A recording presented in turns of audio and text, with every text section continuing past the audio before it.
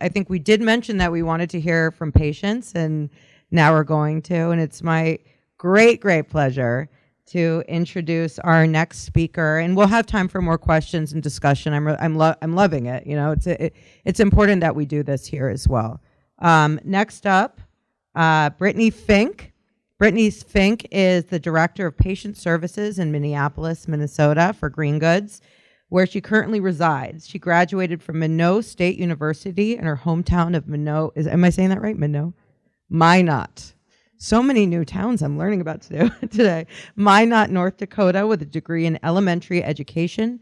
She has several years of management experience, leading in multiple states throughout her career. A cancer diagnosis at a young age caused her to redirect her focus and discover a new passion in life, medical cannabis. Aside from taking part in the cannabis legalization movement, Brittany volunteers with Planned Parenthood and was recently appointed to sit on the advisory board for the Women in Leadership program at Minnesota State University. Outside of her professional life, Brittany enjoys traveling with her husband, Roger, and yellow lab, Sandy, and has made it her goal to camp and hike in every U.S. state. Welcome, Brittany. So excited to have you speak.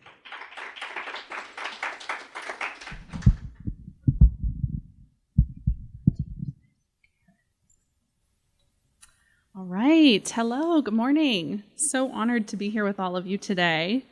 Well, according to breastcancer.org, as of January 2022, there are more than 3.8 million women with a history of breast cancer in the United States. According to the World Health Organization, breast cancer became the most commonly diagnosed cancer globally in 2021. The CDC reported only 3,000 cases of breast cancer for women in the 30 to 34 age group in 2019. I was one of those young women, and today I'd love to share my story with you, my personal diagnosis and journey with medical cannabis. So I grew up in a small town in the middle of nowhere, North Dakota. It was a quiet, slow, and conservative way of living, but my childhood was really everything I needed, and the love and support I had from my family really left a lasting impact. I was a good kid throughout middle school and high school, never once really experimenting with drugs or alcohol. My parents instilled in me the dangers of drug and alcohol use, sharing how I'd end up poor and homeless if I tried drugs. The message perfectly correlated with what was being taught in school at the time, the rise of the DARE campaign. So just say no was received loud and clear. I graduated high school and attended local university, majoring in elementary education.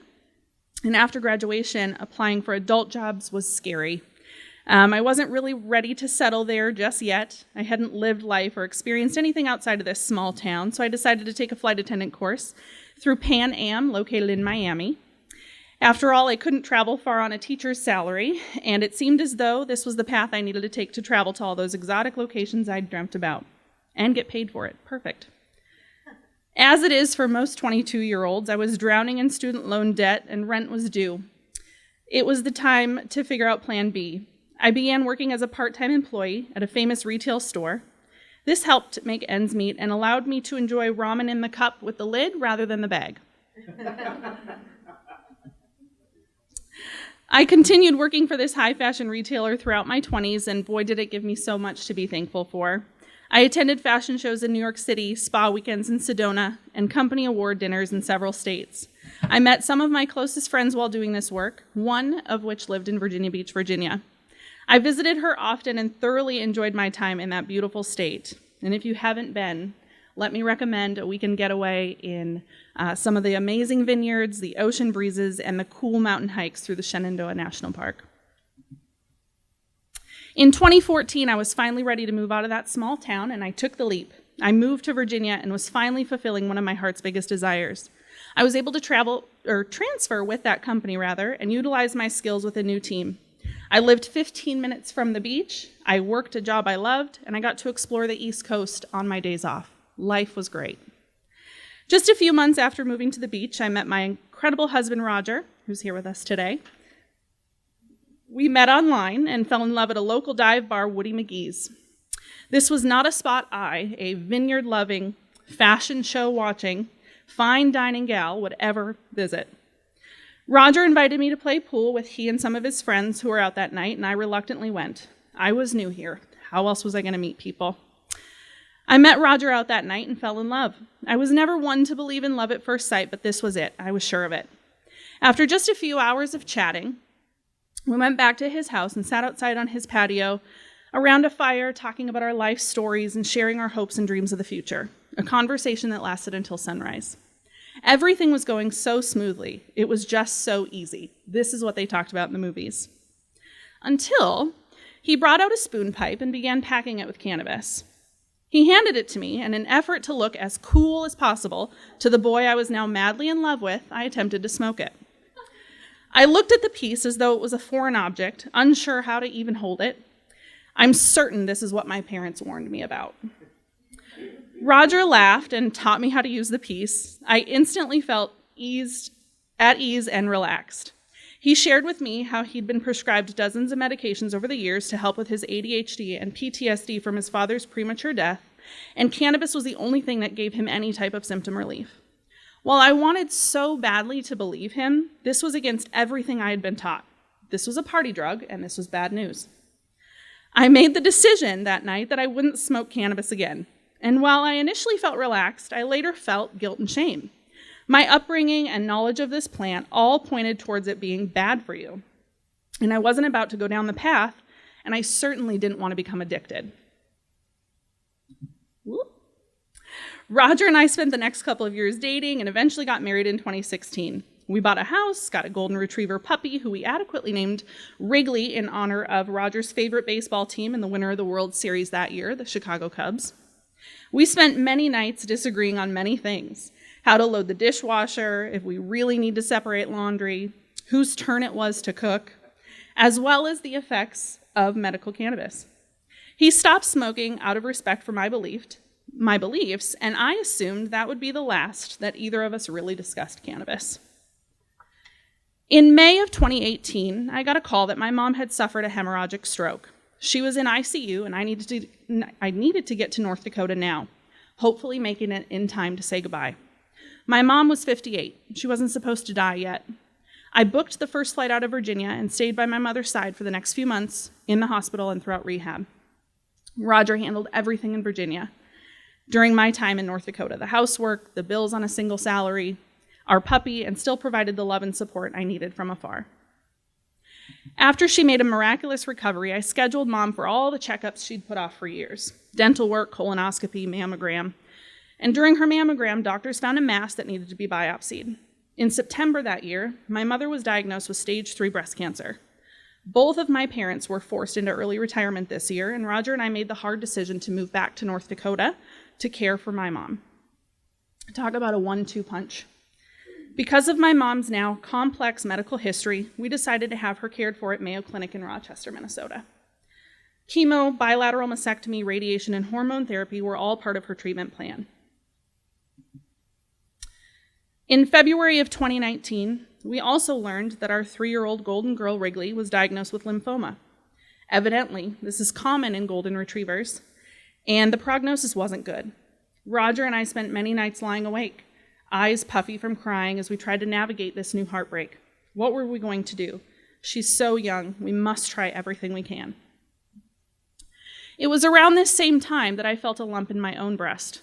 Of course, my mind jumped straight to the worst case scenario: cancer. My mom, my dog, now I. It's sure to be.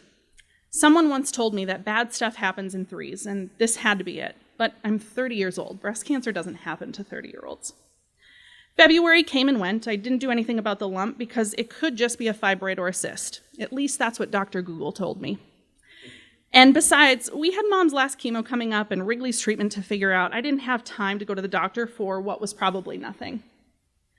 In March, I saw my gynecologist in hopes of discussing mine and Roger's unexplained infertility. We'd been trying to have a baby for the past 3 years, and this was hopefully a step in the right direction.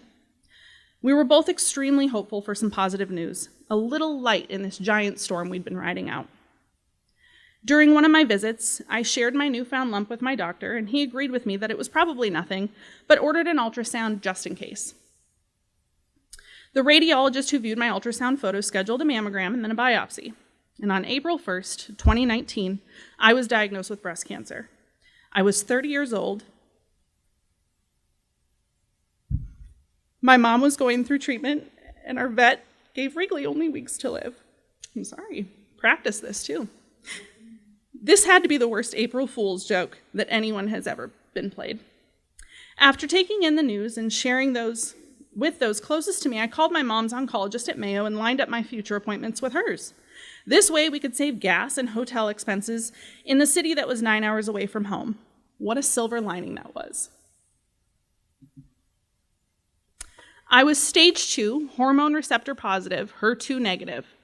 Because of my age and the aggressiveness of my cancer, a bilateral mastectomy and aggressive chemotherapy regimen was recommended.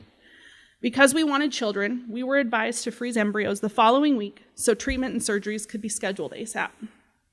IVF would be our only option to have a baby of our own in the future, providing chemo treats me well. Our sweet Wrigley passed away on her 4th birthday in May that year. Our lives were shattered. The events leading up to chemo brought on depression and anxiety, things I'd never dealt with before. Several ER trips were necessary after my first few sessions of chemotherapy. Intense pain, blood clots from PICC lines, hives, bruising, intense nausea, all brought on a new prescription. I was at my wit's end, and I didn't really know if I could go on. I now understood why people wished for death. My husband was incredible.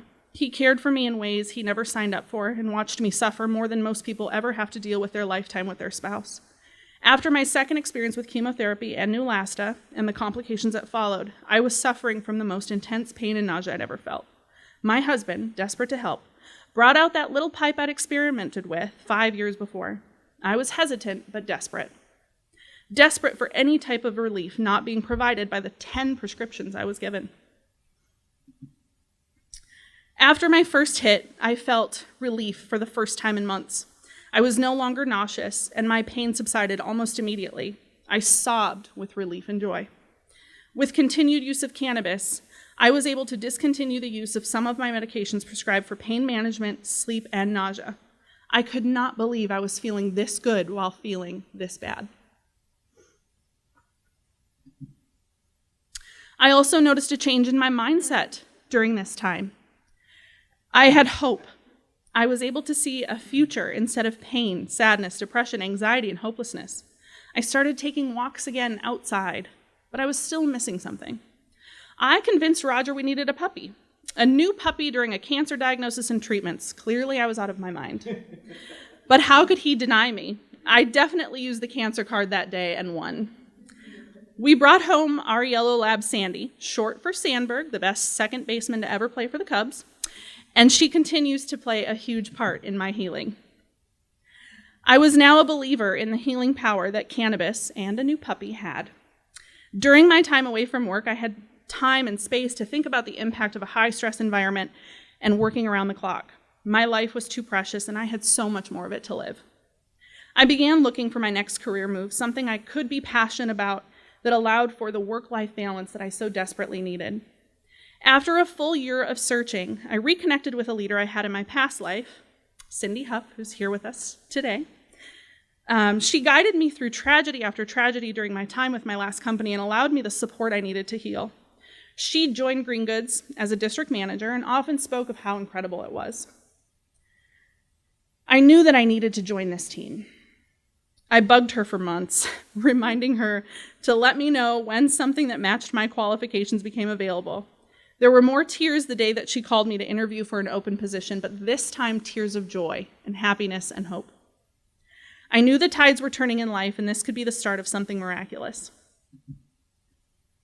After 13 years in a high-stress retail environment, I joined Green Goods as the Director of Patient Services, and I'm coming up on my 1-year anniversary in my position. And I really just couldn't be prouder to be a part of this incredible movement. Relief of nausea, pain management, sleep assistance, PTSD, anxiety, depression, they're all things I attribute to cannabis. Why are we not screaming our excitement from the rooftops? I strongly believe that it is my mission to advocate for cannabis legalization and break the stigma that this plant is anything but amazing. As for Roger and I, we currently reside in Northeast Minneapolis with our sweet Sandy girl and are currently taking steps to proceed with IVF in hopes to start our family this year. He's been the most incredible partner I could have ever been given, and I count my blessings every single day, even though he still loads the dishwasher wrong. According to the American Cancer Society, 5-year survival rates in breast cancer improved from 76% in 1975 to 92% in 2015. So while I may have been one of only 3,000 young women diagnosed with breast cancer in 2019, my oncologist's youngest breast cancer patient, and having lived 30 years refusing to question my beliefs, with the help of cannabis, I'm here, healthy, in remission, and my eyes are open to new truths. Go Cubs.